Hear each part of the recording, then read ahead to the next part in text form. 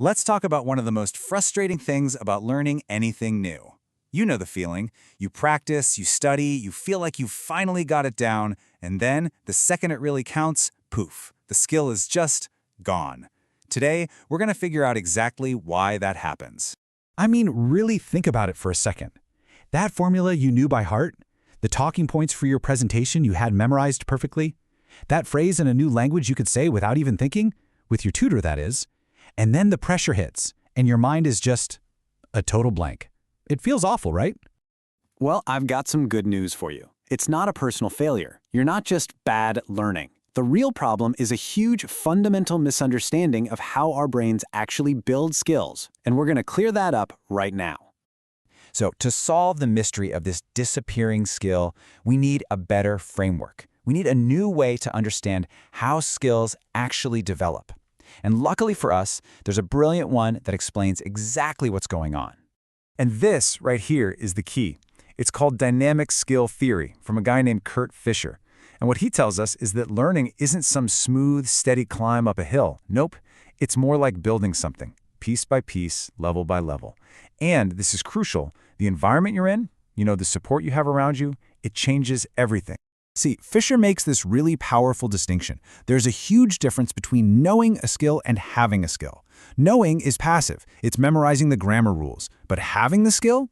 That's being able to actually use those rules in a real conversation. It's the active, in-the-moment ability to pull together your thoughts, your words, and your actions to get something done. So, if we're building skills, what do the blueprints look like? Well, Fischer lays out this really clear three-level map that shows us the entire path from being a total beginner to being an expert. Let's walk through it. Think about it like building a house, okay? First, you have to lay the foundation. That's the sensory motor level, just learning by doing. Then, you put up the framework. That's the representational level, where you're using symbols and language. And finally, you get to the abstract level. The house is finished, and you can really make that skill your own. Everything, and I mean everything, starts right here, at the sensory motor level. This is ground zero. It's not about deep, complex understanding yet. It's about pure action, repeating, matching, pointing, following. You're just building that raw, physical connection to the skill. You're pouring the concrete for the foundation. Okay, once that foundation is solid, you can move on to the representational level. Now you're starting to put up the framework of the house. Here, you're using symbols, things like language or diagrams to organize your thinking. You're not just identifying a topic sentence anymore. Now you're trying to explain it. You have a model, a scaffold to lean on while you build.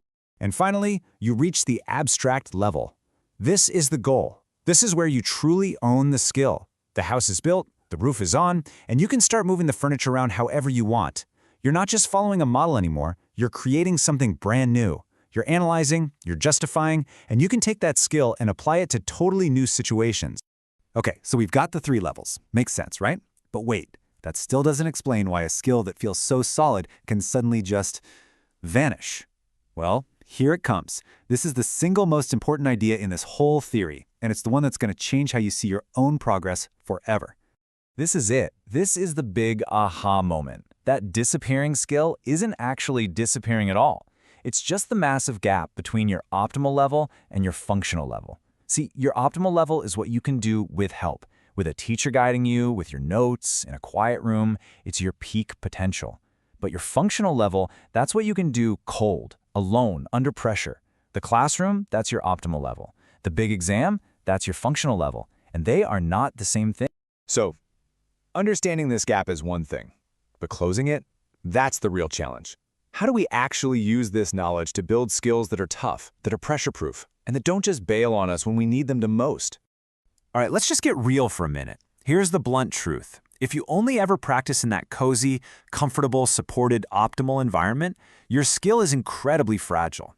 It's basically built on borrowed strength. The second that support gets taken away, the second the pressure is on, the whole thing just collapses. Oh man, this one is huge. For teachers, for bosses, for ourselves.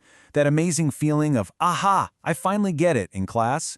It's great, don't get me wrong, but that's a sign of optimal performance, not mastery. It absolutely does not mean that skill is fully baked and ready to be used out in the wild. And that leads us to our final and most critical truth.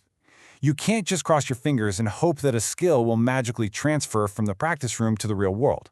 That independence has to be built. It has to be earned, systematically. It's a deliberate process, not some magical leap of faith. So what's the right way to do it? Well, you build a skill that lasts by moving through those levels on purpose. You start with a rock-solid foundation of pure action. Then you move to guided practice, using language and models. And only then, after all that, do you aim for that independent, abstract performance. You just can't skip the steps. What this all really means is that we need a completely new playbook for how we learn. We have to stop just chasing that aha moment in the classroom and start focusing on building skills that can actually stand on their own 2 feet when things get tough. This quote from Fischer just sums it all up perfectly, doesn't it? A skill isn't some magical thing you either have or you don't. It's something you construct. You build it. And just like a bridge, it needs a solid foundation, it needs a strong structure, and it has to be designed to handle the pressures of whatever environment it's in. So the next time you're learning something new, I don't care if it's a new language, a piece of software, or just how to give a good presentation. Don't just ask yourself, do I understand this? Ask a better question.